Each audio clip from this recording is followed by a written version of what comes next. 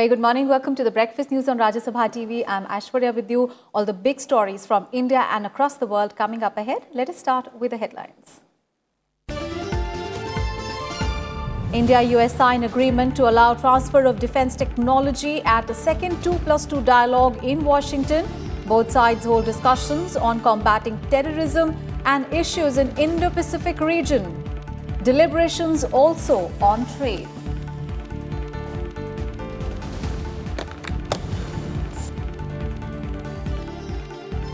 GST Council fixes the 28% uniform tax rate for lottery with effect from 1st of March 2020. Council meeting rationalizes tax rates on packaging material to 18%. Due date of filing GST returns for November 2019 extended for few northeastern states.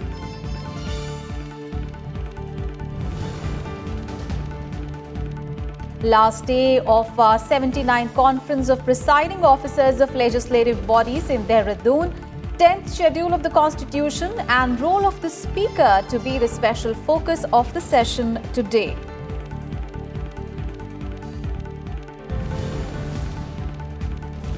Donald Trump becomes the third U.S. president in history to be impeached. House of Representatives passes articles of impeachment on abuse of power and obstruction of Congress. White House says President confident of being exonerated in the Senate trial.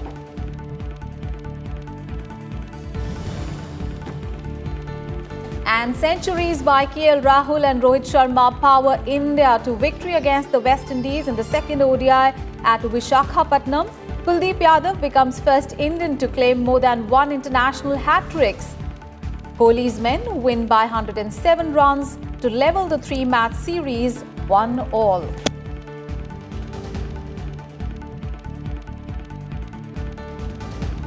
The top story this morning, India and the United States on Wednesday discussed a range of strategic and security issues, including the use of terrorism as a spacecraft, as they held their second 2+2 dialogue in Washington yesterday. The dialogue was held at the Foggy Bottom headquarters of the State Department. U.S. Secretary of State Mike Pompeo, along with the U.S. Defense Secretary Mark Esper, hosted their Indian counterparts, External Affairs Minister S. Jaishankar and Defense Minister Rajnath Singh, to the highest level dialogue between the two countries. The two sides signed an industrial security agreement that will allow the transfer of defense technology. After the talks, Rajnath Singh said that the US and India have a common vision of a free, seamless and peaceful Indo-Pacific region. On the defense industry side, I spelled out my priorities to take this partnership beyond the acquisition of platforms and equipment to significant transfer of defense technology and increased investment by U.S. defense companies in India under the Make in India program. We have also identified priority program which can be selected and executed under the DTTI program. We have also identified a standard operating procedure for this process. External Affairs Minister S. Jaishankar said in recent months, we have seen 5 ministerial dialogues between the two countries, reflective of the bilateral intense engagement. Among the key issues that we discussed today was the Indo-Pacific, including ways to leverage our respective strengths to benefit not just our two countries, but the entire region. Our cooperation is aimed at advancing a free, open, inclusive, peaceful and prosperous Indo-Pacific. Our counter-terrorism effort was also discussed at today's meeting, and these have been boosted by a growing consensus on the nature of terror threats in the region and the dangers of cross-border terrorism and sanctuaries. U.S. Secretary of State Mike Pompeo said that during the talks, both nations secured new agreements on space exploration, defense and industrial collaboration. U.S. Defense Secretary Mark Esper said that the U.S. is working with India on a fair and reciprocal trade deal as well. We agreed to establish a new exchange program for legislators from our two countries. We launched new initiatives to help secure internships for innovators in each of our two countries. and we're excited to support India's Coalition for Disaster Resilient Infrastructure. Elsewhere in the bilateral relationship, Ambassador Lighthizer is working hard with his Indian counterpart on a fair and reciprocal trade deal.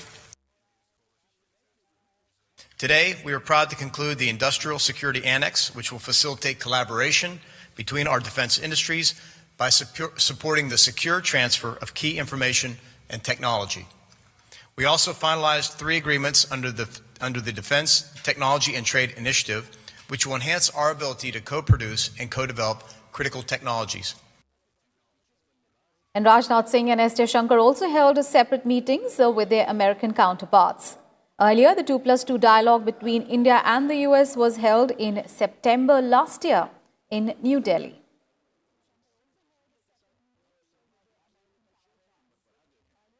All right, let's get all the updates. Akhilesh Suman, our colleague, is now joining us on the phone line. A very good morning, Akhilesh. So this was a very significant 2+2 dialogue between India and the US that was held yesterday.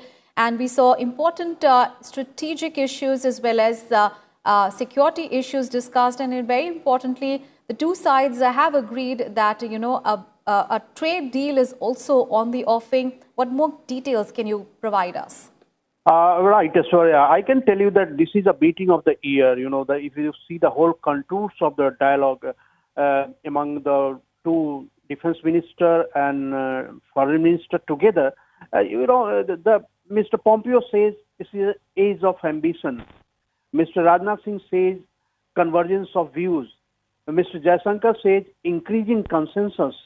And Mr. Esper says substantial progress. So you can see the two defense ministers and two foreign ministers are telling about consensus emerging between the two countries. And also on the record, they are telling that 18 billion defense trade annually is going between India and US. And US is also recognizing that Indian students are contributing to $7 billion per year to American exchequer. So I think it is a recognition of the importance of both the countries in global affairs and in bilateral affairs. And the type of agreement that has been signed, it is really remarkable because away from, government to government collaboration in defense industry, both countries will go to private collaboration.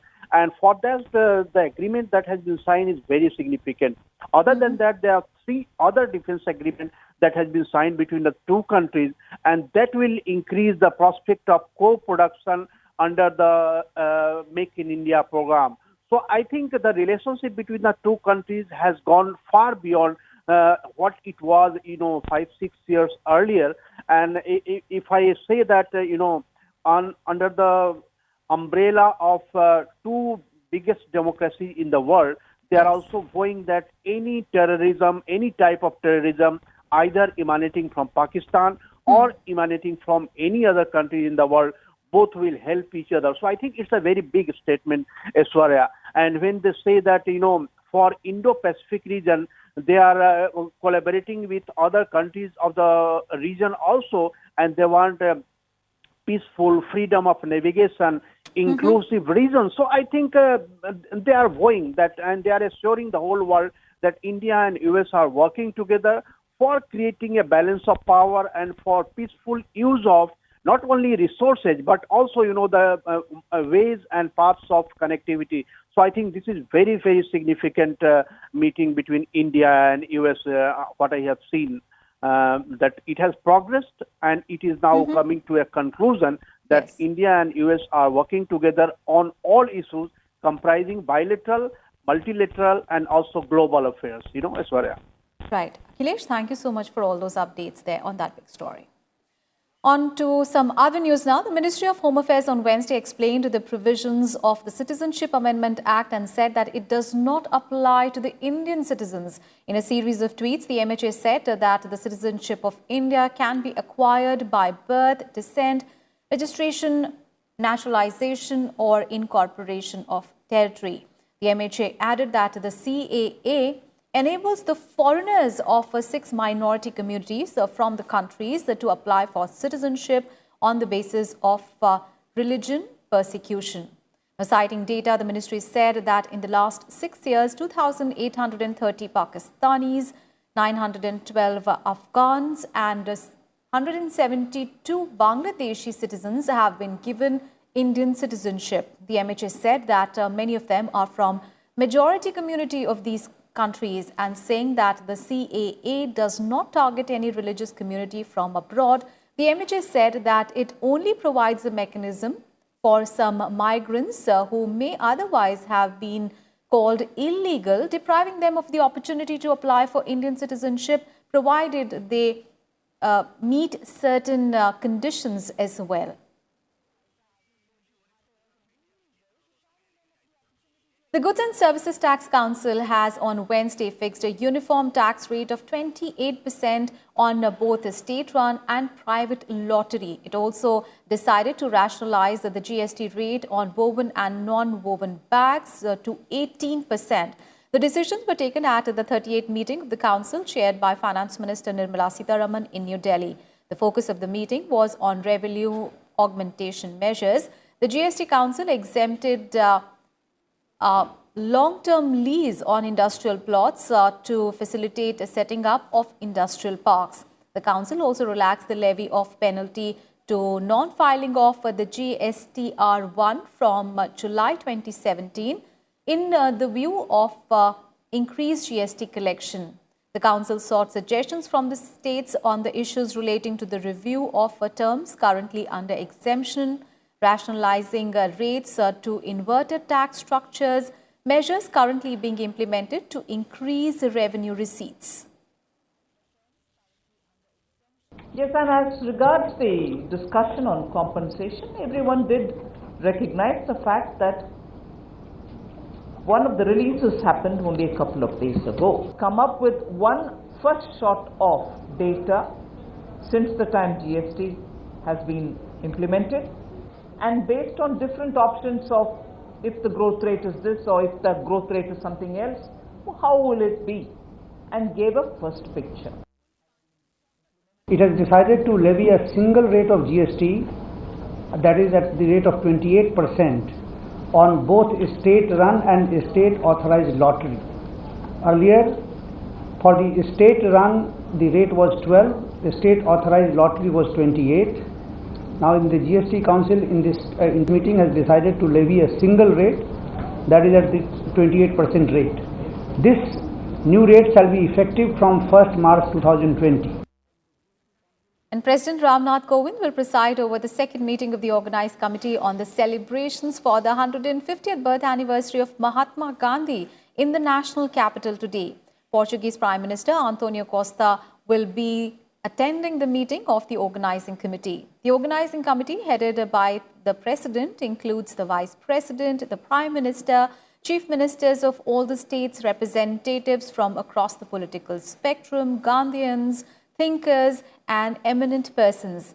It has 9 international members as well, including the Portuguese Prime Minister and 2 former chiefs of the United Nations, namely Kofi Annan and Ban Ki-moon. The government is commemorating the 150th birth anniversary of the father of the nation at the national as well as international levels to propagate his message.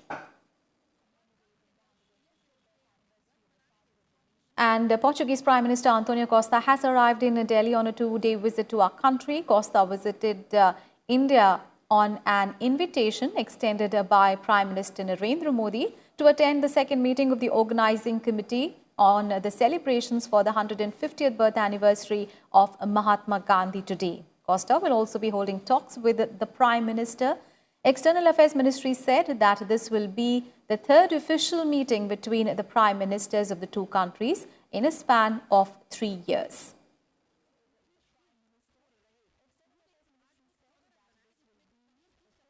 On to some other news now. Lok Sabha Speaker Om Birla on Wednesday said that legislatures are temples of democracy where issues related to people are raised and they should not be reduced to the arenas of political slugfest. Now addressing the 79th Conference of Presiding Officers of Legislative Bodies in Dehradun, the Lok Sabha Speaker asserted that there should be discussion, debate and dissent in the House, but no disturbance.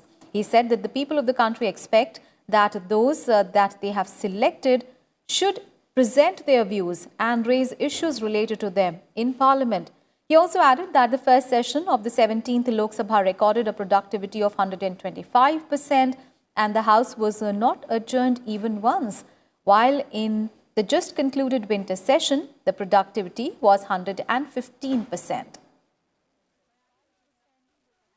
जनप्रति होने के नाते संसद और विधानमंडलों में जनता की आशाओं आकांक्षाओं का मंदिर है। कोई भी माननीय विधायक या सांसद को अपनी बात कहने का अवसर, जनता के अभावों, समस्याएं कहने का एकमात्र लोकतंत्र का मंदिर है तो विधानसभा लोकसभा है, जिसके माध्यम से अपनी जनता की बात सरकार को पहुंचाने का काम करता है, कार्यपालिका पर नियंत्रण करने का काम करता है, सरकार में जवाबदेही हो, पारदर्शिता हो, इसके लिए सदन का उपयोग करता है। और ये हमारे लोकतंत्र की विशेषता भी है कि हमारे लोकतंत्र के अंदर जो चुने हुए जनप्रतिनिधि हैं वो कार्यपालिका पर नियंत्रण करें, कार्यपालिका में पारदर्शिता है, सरकार पारदर्शी तरीके से काम करे, जनता की जवाबदेही के लिए काम करें। इसीलिए विधानसभा लोकसभा है। और इस विधानसभा लोकसभा के अंदर हम 2 दिन के सम्मेलन में यही चर्चा करने वाले हैं कि किस तरीके से हम विधानसभा लोकतंत्र के मंदिरों को मजबूत करें, कैसे ये मंदिर जनता की अपेक्षा और आकांक्षाओं को पूरा करने का मंदिर बने। और यही सम्मेलन का उद्देश्य है, क्योंकि ये देवभूमि है और इस देवभूमि के अंदर मुझे आशा है कि 2 दिवसीय जब चर्चा होगी तो जिस तरीके से देवता निर्वाध होकर चर्चा करते हैं, बिना पूर्वाग्रह के चर्चा करते हैं, उसी तरीके से हम 2 दिन तक इस पर चर्चा करेंगे। And also speaking at the conference, the Speaker of the Uttarakhand Assembly, Prem Chandra Agarwal, said that members of the legislatures must remain loyal to the people and to the democracy.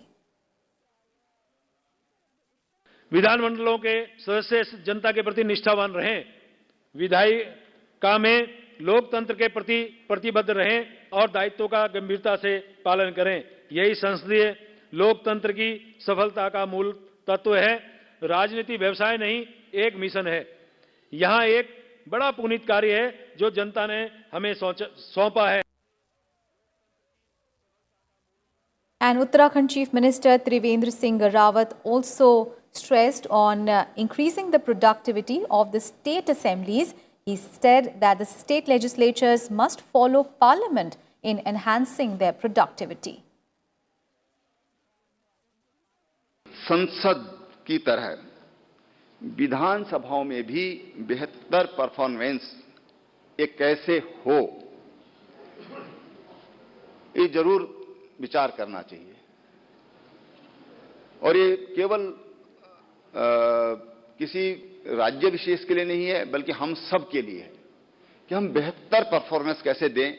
इस पर हमको जरूर विचार करना चाहिए।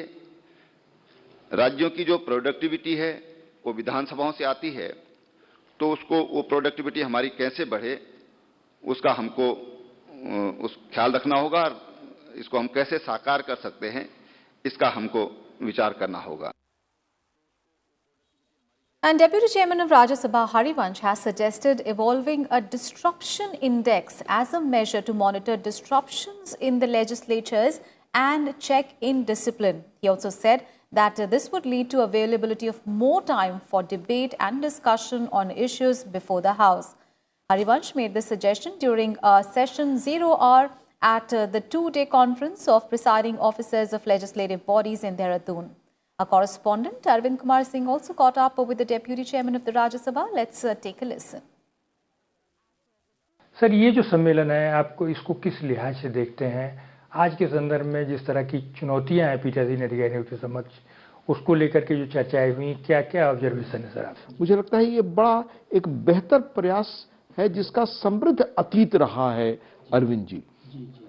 और जैसा मैंने आज पाया कि यह फोरम बहुत ही प्रासंगिक है कि इसमें अनेक ज्वलंत मुद्दों पर चर्चा होती है। यानी जो हमारी विधानसभाओं में, विधानमंडलों में या संसद में जिस तरह की कॉमन प्रॉब्लम्स हम फेस करते हैं और जहां बेस्ट प्रैक्टिसेज हो रही हैं, उनके आदान प्रदान का यह मंच बड़ा उपयोगी है।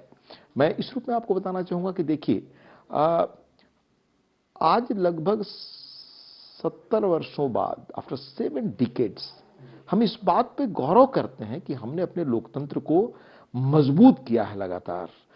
पर लोकतंत्र को मजबूत करने का सबसे सशक्त और बिल्कुल स्पष्ट माध्यम या प्रतीक तो हमारी ये संसदीय संस्थाएं ही है ना, जिनको हम लोकतंत्र का मंदिर कहते हैं, चाहे वो संसद हो या विधानमंडल हो। विधानमंडल में दोनों विधानसभा और विधान परिषद जहां जहां है, संसद में राज्यसभा लोकसभा दोनों है, जो देश के मौजूदा हालात और देश के भविष्य के लिए जहां नीतियां बनती हैं, कानून बनते हैं, जहां सरकार के बजट पर सरकार के माध्यम से कामकाज पर नियंत्रण रखने की कोशिश होती है, और भारत के लोगों के सपनों को, भारत के लोगों की आकांक्षाओं को या तो राज्य में ये पार्लियामेंट्री फोरम्स या केंद्र में हमारी संसद, यही आवाज मिलता है ना। तो अंततः आप देखेंगे कि 70 वर्षों में हमने अपने डेमोक्रेटिक इंस्टीट्यूशंस को बहुत मजबूत बनाया, पर साथ साथ चैलेंजेस भी बड़े सीरियस ढंग से रहे। जैसे मैं आपको कहना चाहूंगा कि मैं 2014 में राज्यसभा का सदस्य बनकर आया, पर पिछले 2 सत्रों से, हमारा 250वां यह सत्र था, उसके पहले 249, इसमें जो कामकाज की प्रगति और उल्लेखनीय इसमें जो बदलाव हुआ है, 114%, 15% काम होना, इस ढंग से आप देखें, और प्रश्नकाल अच्छी तरह चलना, शून्यकाल अच्छी तरह चलना, इस तरह से जो स्पेशल मेंशंस हैं उनमें सारी चीजों का उठना, यानी हाउस का बेहतर ढंग से फंक्शनल होना। And Rajya Sabha Secretary General Desh Deepak Verma also attended the conference of presiding officers of legislative bodies in Dehradun, and he also spoke to Rajya Sabha TV about the importance of this conference. Let's take a listen.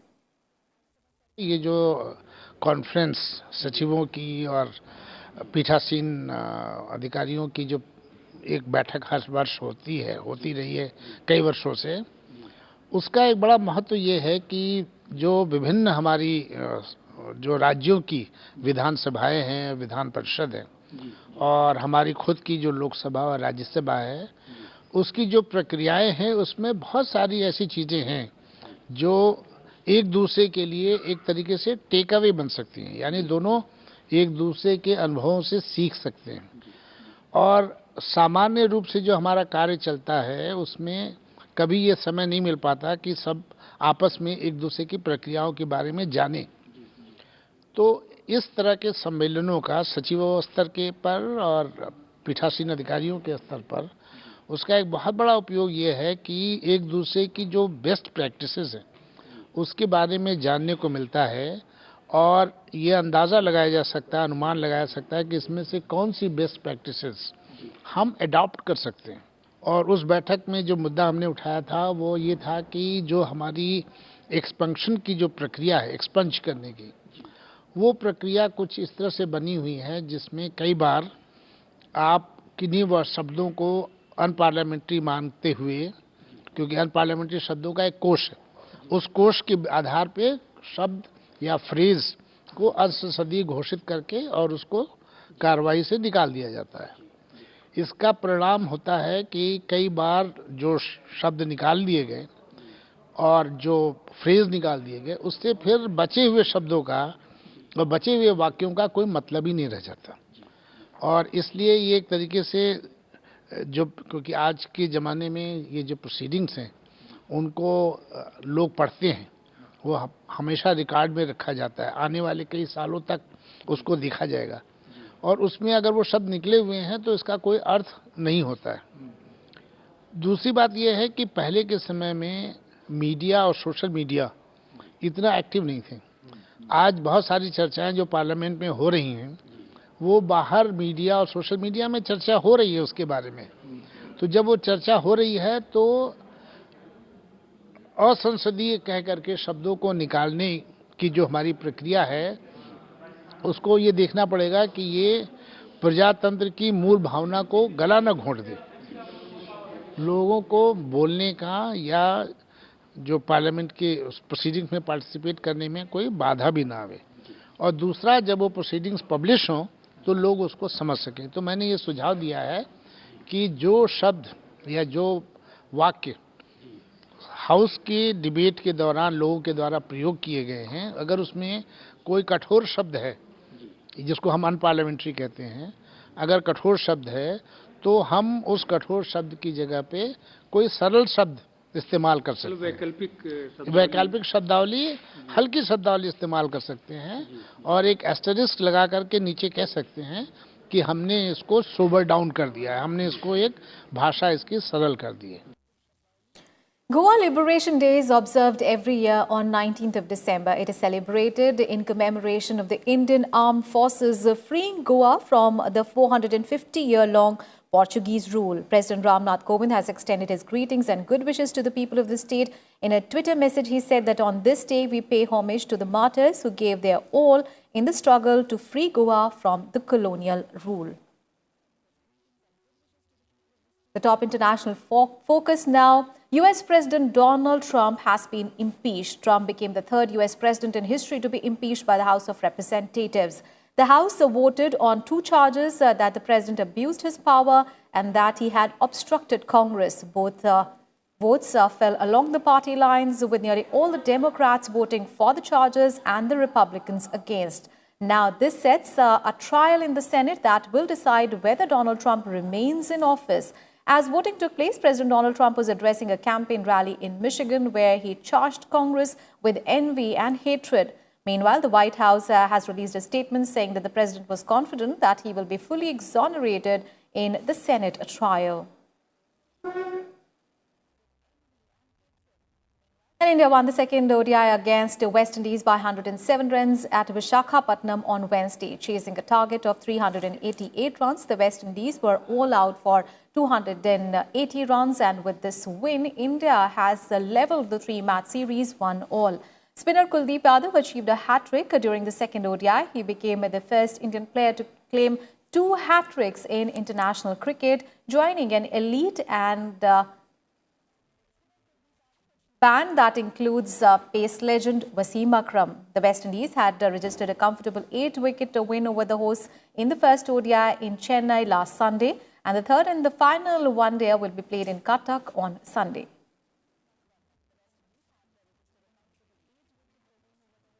And with that, we wrap up this edition of Breakfast News. Thanks for watching. Have a great day ahead.